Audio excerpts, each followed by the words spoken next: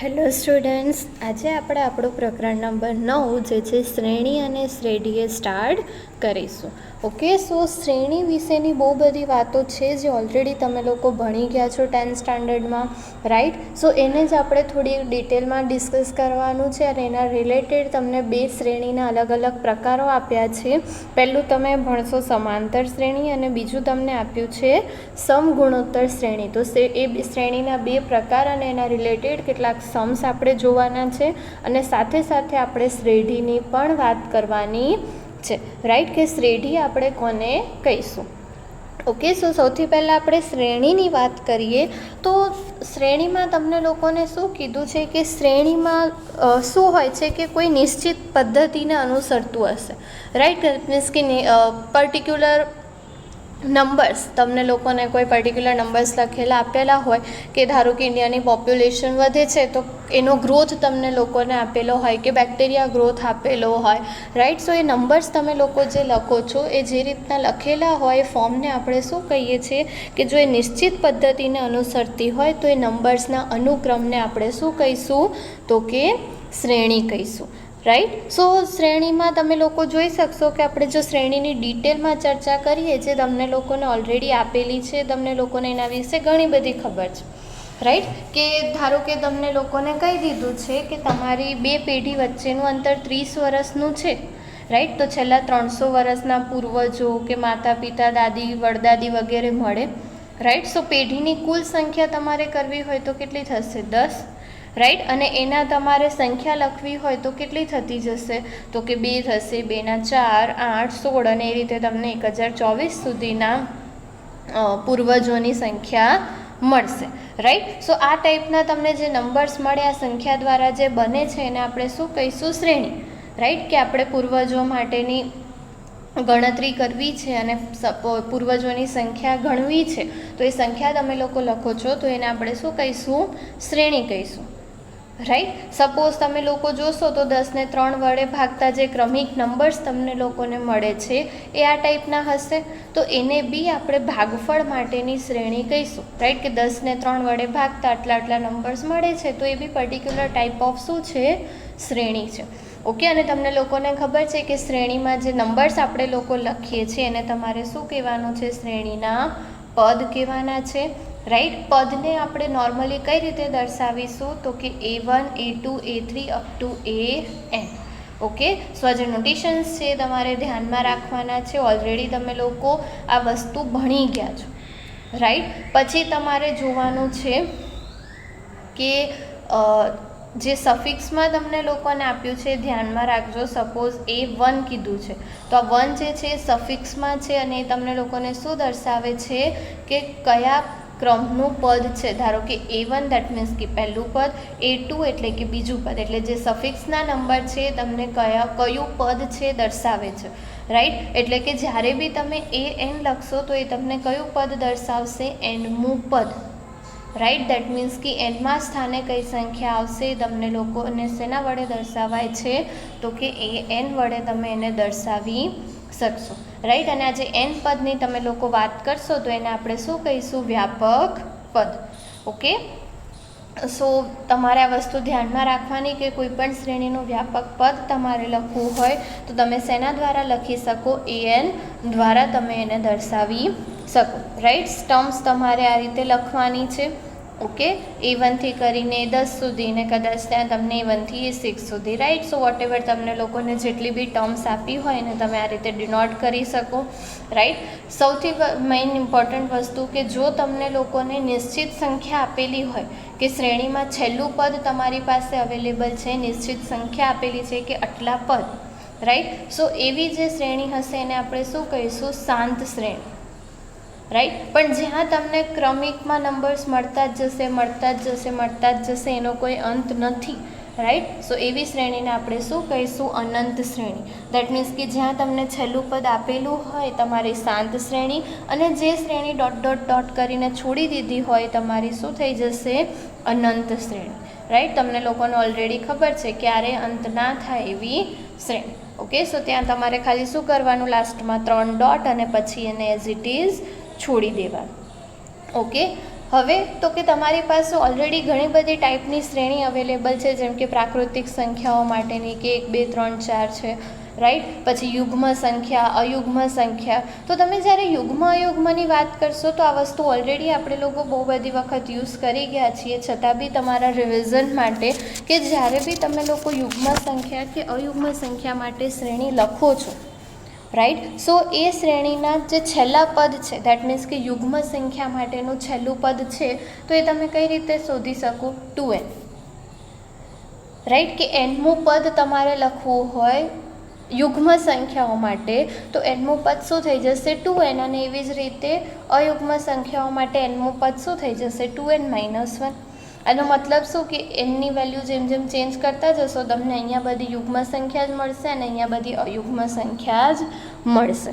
Okay. અને already આપણે આ વસ્તુ ઘણી બધી જગ્યાએ યુઝ કરેલી છે કે યુગ્મ સંખ્યા લખવી હોય તો એનું આપણે જનરલ ટર્મ કઈ રીતે લખીએ છીએ તો કે 2n વડે, અને અયુગ્મ માટે 2n - 1. ઓકે. નેક્સ્ટ તમારે જોવાનું છે, એક તમને લોકોને આપેલી છે ફિબોનાકી શ્રેણી, રાઈટ. હવે ફિબોનાકી શ્રેણી જે છે મોસ્ટલી તમારે ડિટેલમાં તો અત્યારે નથી ભણવાની, જસ્ટ તમે એને કઈ રીતે ડિફાઇન્ડ કરી શકો એ તમારે જોવાનું છે, રાઈટ. હવે ઘણા બધા કિસ્સાઓમાં એવું હોય કે તમારી પાસે જે આંકડા હોય એની ગોઠવણી કઈ રીતે છે તમે પર્ટિક્યુલરલી કહી ના શકો, રાઈટ. પણ એ જે પર્ટિક્યુલરલી શ્રેણી છે એ કોઈ પર્ટિક્યુલર પેટર્નને ફોલો કરતી હશે, એટલે તમે એવું કહી શકો કે આવૃત સંબંધ દ્વારા સર્જાય છે, રાઈટ. કે એના ઘટકો વચ્ચે કોઈ સંબંધ તમે લોકો પ્રસ્થાપિત કરો તો તમને એ ટાઈપની શ્રેણી જે છે એ જોવા મળશે, રાઈટ. જેમ કે અહીંયા તમે જુઓ, તમને લોકોને આપ્યું છે 1 1 2 3 5 8, રાઈટ. હવે આ શ્રેણી જે છે એ કઈ રીતે તમને મળશે તો કે સૌથી પહેલાં તો તમારે ધ્યાન રાખવાનું કે એના પહેલાં બે ઘટકો છે એ તમારે શું લઈ લેવાના? 1 1, રાઈટ. એટલે આ બંને ઘટકો શું થઈ જશે? 1 1. પછી તો કે જેમ જેમ તમારે એના પછીના પદ લખવા હોય તો તમારે શું કરવાનું? એના આગળના બે પદોનો સરવાળો, ધેટ મીન્સ કે હું 1 + 1 કરીશ તો મને 2 મળશે, રાઈટ. એવી જ રીતે એના પછીના બે પદો એટલે 1 અને 2 કરીશ તો 3 મળશે. એવી જ રીતે 2 અને 3નો સરવાળો કરશો તો 5 મળશે. 5 અને 3નો સરવાળો કરશો તો 8 મળશે, રાઈટ. 8 અને 5નો સરવાળો કરશો તો એના પછીની ટર્મ મળશે, રાઈટ. 13 મળશે. એમ સો ઓન તમને લોકોને મળતું જશે, રાઈટ. એટલે કે આ જ વસ્તુને તમારે ઇન જનરલ રીતે લખવી હોય તો તમે એવું કહી શકો કે પહેલાં બે પદ જે છે તમારી પાસે શું હશે? 1. પછી તો કે A3 ફાઇન્ડ કરવું હશે તો A1 અને A2નો સરવાળો. અને એવી જ રીતે જ્યારે તમે nમાં પદ પર જશો તો an કઈ રીતે શોધી શકશો તો કે an - 2 + an - 1, જ્યાં તમારું n જે છે 2થી મોટું હોવું જોઈએ. અને બટ ઓબ્વિયસ છે બિકોઝ પહેલી બે ટર્મ તો તમારી ફિક્સ જ હોવાની, રાઈટ. અને આ ટાઈપની શ્રેણી તમને જ્યાં બી દેખાય તો એને તમારે શું કહી દેવાનું? ફિબોનાકી શ્રેણી. ઓકે. સો ફિબોનાકી શ્રેણી માટેની જે ટર્મ છે તમારી પાસે જે શ્રેણી છે એ તમારે લોકોએ ધ્યાનમાં રાખવાની છે. ઓકે. એવી જ રીતે ઘણી બધી શ્રેણી એવી છે જેમાં તમે nમું પદ તમારે મેળવવું હોય તો એની પર્ટિક્યુલર સૂત્ર તમે લોકો નથી શોધી શકતા. જેવી રીતે હમણાં આપણે જોયું કે ફિબોનાકી શ્રેણી માટે nમું પદ કઈ રીતે શોધાય, યુગ્મ સંખ્યા હોય, અયુગ્મ સંખ્યા હોય તો તમે nમું પદ કઈ રીતે શોધી શકો. બટ જો તમને અવિભાજ્ય નંબર્સ આપ્યા હોય તો 2 3 5 7, રાઈટ. સો એ બધા નંબર્સ એવા છે કે જેમાં તમારે એનું સૂત્ર શોધવું હશે છેલ્લા પદ માટેનું તો એ કોઈ પર્ટિક્યુલર પેટર્ન ફોલો નથી કરતું, તો ત્યાં તમે લોકો પર્ટિક્યુલર છેલ્લા પદ માટેનું સૂત્ર શોધી શકો નહીં. આવી શ્રેણીની તમારે ખાલી શું સમજ, કેવી સમજ આપી શકો તો કે શાબ્દિક સમજ જ આપી શકો. તો જ્યાં પોસિબલ હોય ત્યાં એનમાં પદ માટેનું સૂત્ર ધ્યાનમાં રાખવાનું, ના હોય ત્યાં તમારે એની શાબ્દિક સમજ આપવી પડશે, રાઈટ. હવે તો કે તમારે જો શ્રેણીની વાત કરવી હોય તો એના તમામ પદોનો સમાવેશ કરે એવા કોઈ ચોક્કસ સૂત્રની અપેક્ષા રાખતા નથી, રાઈટ. ઘણી બધી શ્રેણી એવી છે જે કોઈ પર્ટિક્યુલર પેટર્નને ફોલો નથી કરતી, ત્યાં તમે કોઈ પર્ટિક્યુલર સૂત્ર ના આપી શકો, જસ્ટ તમે એને પર્ટિક્યુલર ડેટા વાઇઝ લખી શકો કે હા આની શ્રેણી છે. ઓકે. સો એ વસ્તુ તમારે ધ્યાનમાં રાખવાની. ઓકે. તેમ છતાં બી તમે જ્યારે લખો છો A1 A2 A3 up to AN, right. So કોઈ પણ એક સૈદ્ધાંતિક નિયમ કે સૈદ્ધાંતિક તારણની અપેક્ષા તમે લોકો રાખો છો કે એ એન માટે તમને કોઈકને કોઈક નંબર્સ કે કોઈક ટર્મ તો મળશે ને મળશે જ. ઓકે, સો એ પર્ટિક્યુલર વેમાં જરૂરી નથી કે એવું હોય જ, બટ જ્યાં તમને મળે લાસ્ટ ટર્મ ત્યાં ફાઇન્ડ કરવાની, જ્યાં ના પોસિબલ હોય ત્યાં તમારે એની શાબ્દિક સમજ આપી દેવાની. રાઈટ. બીજી વસ્તુ કે તમે જ્યારે શ્રેણીની વાત કરો તો તમે એવું કહી શકો કે જેનો પ્રદેશ, રાઈટ, તમારે એને વિધેયની રીતે જોવું હોય તો તમે કહી શકો કે જેનો વિધેય પ્રાકૃતિક સંખ્યા અથવા તો એનો કોઈ ઉપગણ હોય, રાઈટ, સો એને આપણે શું કહીશું? શ્રેણી કહીશું. રાઈટ. અને ઘણી વખત એનની જગ્યાએ તમને આ નોટેશન બી જોવા મળે તો એમાં બી તમારે સેમ વસ્તુ સમજવાની કે એ તમને શું આપેલું છે? એનમો પદ આપેલું છે શ્રેણીનું. ઓકે, સો આટલી વસ્તુ તમારે શ્રેણી વિશે ધ્યાનમાં રાખવાની. અને નેક્સ્ટ તમને લોકોને આપેલું છે શ્રેઢી, તો શ્રેઢી બી તમારા માટે નવું નથી. આપણે ઓલરેડી એના નોટેશનથી માંડીને એની દરેક ટર્મ્સ આપણે જોઈ ગયા છીએ. રાઈટ, કે તમને ધારો કે કોઈ પણ શ્રેણી આપેલી છે A1 કરીને AN સુધી, રાઈટ, સો વચ્ચે ખાલી તમારે કઈ સાઇન એડ કરવાની? પ્લસ એડ કરશો, દેટ મીન્સ કે એના બધા જ પદોનો સરવાળો કરશો તો તમને લોકોને શું મળશે? શ્રેણી મળશે. રાઈટ, એટલે કે આ જે ટર્મ છે A1 + A2 + A3 up to AN એ તમારું શું છે? આપેલ શ્રેણીને સંગત શ્રેઢી. રાઈટ, એટલે જ્યારે બી તમારે શ્રેઢીની વાત કરવી હોય પહેલાં તમારી પાસે શ્રેણી હોવી જોઈએ. શ્રેણીના પદોનો સરવાળો કરશો પછી જ તમને શ્રેઢી મળશે. રાઈટ. હવે શ્રેણી શાંત છે કે અનંત છે એ પ્રમાણે તમને એનો સરવાળો બી શાંત અને અનંત એ માટેનું ડિસાઇડ તમે લોકો કરી શકો. શાંત માટે શાંત, અનંત માટે અનંત. રાઈટ. જ્યારે બી તમારે શ્રેઢીને દર્શાવવું હોય, ઓલરેડી આપણાને નોટેશન ખબર છે. ગ્રીક મૂળાક્ષર કયું લેવાનું તમારે? સિગ્મા. રાઈટ, એનો અર્થ તમારો શું થઈ જશે? સરવાળો. રાઈટ, એટલે કે આ A1 થી AN અને એને તમારે ટૂંકમાં લખવું હોય તો summation K = 1 to N AK. Okay, so આ વસ્તુ તમારે ધ્યાનમાં રાખવાની શ્રેઢી માટે. રાઈટ, સિમ્પલ નોટેશન્સ છે, ઓલરેડી આપણે વસ્તુ યુઝ કરી ગયા છીએ, તો આટલી બાબતો તમારે ધ્યાનમાં રાખવાની. રાઈટ, સાથે સાથે તમારે ધ્યાનમાં રાખવાનું કે જ્યારે બી તમે લોકો શ્રેઢી બોલો છો તો શ્રેઢી એકચ્યુઅલી છે શું? કે શ્રેણીના બધા જ પદોનો સરવાળો. ધારો કે તમારી પાસે આ શ્રેણી છે, રાઈટ, તો 4 પદોવાળી શાંત શ્રેઢી છે. રાઈટ, તો જ્યારે બી તમે બોલો શ્રેઢીનો સરવાળો, રાઈટ, તો એ શું થઈ જશે? આ ચારેય પદોનો તમારે સરવાળો કરવાનો જશે અને સરવાળો કરશો એટલે તમને શું મળશે? 16. ઓકે, સો જ્યારે બી તમને લોકોને શ્રેઢીનો સરવાળો કીધું હોય તો તમારે એના બધા જ પદોનો શું કરવાનો? સરવાળો કરવાનો. ઓકે, સો શ્રેણી અને શ્રેઢી માટે આટલી વસ્તુ ધ્યાનમાં રાખવાની. અને નેક્સ્ટ ટોપિક જે આપણે જોવાનો છે એ તમને લોકોને આપેલું છે સમાંતર શ્રેણી. ઓકે, સો અગાઉ કે સમાંતર શ્રેણી તમે લોકો અગાઉના સ્ટાન્ડર્ડમાં ભણી ગયા છો. રાઈટ, તો સમાંતર શ્રેણીની ઘણી બધી પ્રોપર્ટીઝ અને ઓલરેડી તમને એના સૂત્રો ખબર છે, તો આપણે જસ્ટ એનું ક્વિક રિવિઝન કરવાનું છે અને પછી આપણે એના રિલેટેડ સમ્સ જે તમને લોકોને આપ્યા છે એ જોઈશું. રાઈટ, તો સૌથી પહેલાં તો તમે સમાંતર શ્રેણી કોને કહેશો? તો તમને ખબર છે કે એના બે પદો વચ્ચેનો જ્યારે તમે તફાવત શોધો, રાઈટ, તો એ તફાવત કેવો હોવો જોઈએ? સરખો હોવો જોઈએ. એના બે પદ વચ્ચેનો તફાવત સરખો હોય તો આપણે એને શું કહીશું? સમાંતર શ્રેણી. એનું પહેલું પદ તમારે લખવું હોય તો A1 અને D જે છે શું થઈ જશે? આપણે એના સામાન્ય તફાવતને શેનાથી ડિનોટ કરીશું? D થી. રાઈટ, સો એ તમને વ્યાખ્યા આપેલી છે ને તમને એનો મતલબ ખબર જ છે. ઓકે, ને હવે તમારે જો ધ્યાનમાં રાખવાનું કે તમને એ પ્રથમ પદ હોય અને સામાન્ય તફાવત D હોય, રાઈટ, તો તમારે સમાંતર શ્રેણી કઈ રીતે લખવાની? A + D + 2D + 3D and so on.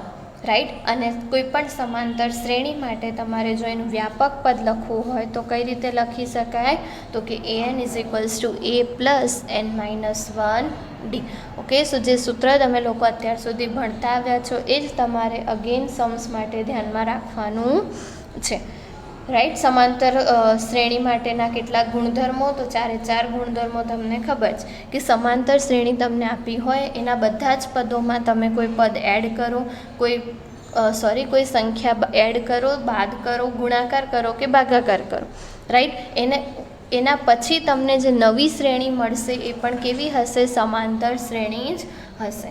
Okay, સો એટલી વસ્તુ તમારે ધ્યાનમાં રાખવાની. એ જ વસ્તુ તમને કીધેલી છે કે એના બધા જ પદોમાં કોઈ અચળ ઉમેરવામાં આવે, કોઈ અચળ બાદ કરવામાં આવે, કોઈ અચળ ગુણવામાં આવે અથવા તો શૂન્યતર અચળથી ભાગવામાં આવે.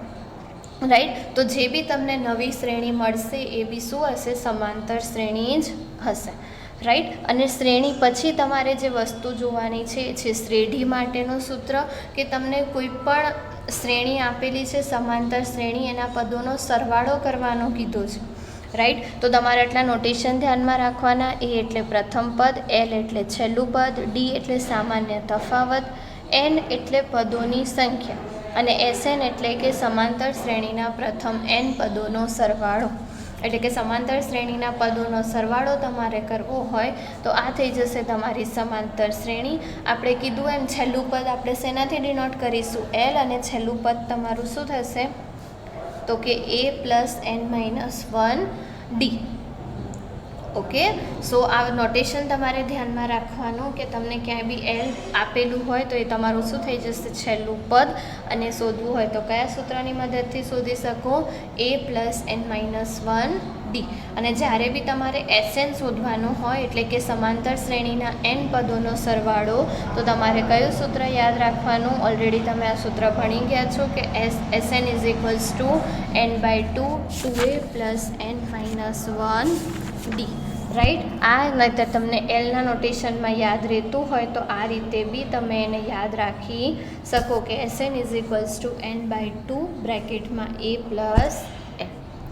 ઓકે, સો બંનેમાંથી જે બી નોટેશન અને જે બી સૂત્ર તમને યાદ રહે તમારે સમાંતર શ્રેણી અને એના પદોના સરવાળા માટે ધ્યાનમાં રાખવાનું. ઓકે, સાથે સાથે જે નવી વસ્તુ તમારે જોવાની છે એ તમને આપ્યું છે સમાંતર મધ્યક. રાઈટ, નવામાં અત્યારે આપણે આના રિલેટેડ ડિટેલમાં ચર્ચા નહીં કરીએ. તમને એના રિલેટેડ સમ્સ જે છે એ નથી કરવાના સિલેબસમાં, બટ જસ્ટ એની ડેફિનેશન છે એ ધ્યાનમાં રાખજો કે તમારી પાસે ધારો કે એ અને બી બે સંખ્યાઓ છે અને તમારે એની વચ્ચે કોઈક નંબર એ ઉમેરવાનો છે જેથી કરીને આ ત્રણેય નંબર કેવા થાય? સમાંતર શ્રેણીમાં થાય. તો એ જે કેપિટલ એ છે એને આપણે શું કહીશું? કે સમાંતર મધ્યક. અને મધ્યક તમારે એનો શોધવો હોય તો કઈ રીતે શોધી શકો? a + b / 2. એટલે કે સમાંતર શ્રેણીમાં હોય એવા ત્રણ નંબર તમારે લખવા હોય તો તમારે વસ્તુ ખાસ ધ્યાનમાં રાખવાની કે આજુબાજુની જે બે ટર્મ છે એના સરવાળાને 2 વડે ભાગશો એટલું તમને વચ્ચેનું પદ મળશે. ઓકે, આનો આપણે આગળ બી એક બે જગ્યાએ યુઝ કરેલો છે, ત્યારે બી મેં તમને આ વસ્તુ કીધી હતી. સેમ વસ્તુ અત્યારે બી કહું છું કે કઈ રીતે તમારે એને ધ્યાનમાં રાખવાનું. ઓકે, સો જસ્ટ સૂત્ર ધ્યાનમાં રાખજો કે વચ્ચે કોઈ બી ટર્મ તમારે એડ કરવી હોય જેથી કરીને તમારા ત્રણેય પદ સમાંતર શ્રેણીમાં થાય તો એ વચ્ચેનું પદ તમારે કઈ રીતે એડ કરવાનું? તો કે a + b / 2. દેટ મીન્સ કે આજુબાજુના બે પદને 2 વડે ભાગવાનું. ઓકે, સો સમાંતર મધ્યક માટે આટલી વસ્તુ તમારે ધ્યાનમાં રાખવાની. ઓકે, સો શ્રેણી, શ્રેઢી અને એના પછી સમાંતર શ્રેણી અને સમાંતર મધ્યકને રિલેટેડ આપણે જેટલી બી ડિસ્કશન કરી એ. રાઈટ, અને એના રિલેટેડ જેટલા બી સૂત્રો છે એટલા તમારે નોટ ડાઉન કરવાના છે. નેક્સ્ટ સેશનની અંદર આપણે એના રિલેટેડ જે સમ્સ તમને લોકોને આપેલા છે સ્વાધ્યાયમાં એની ડિસ્કશન કરીશું. Till then, thank you.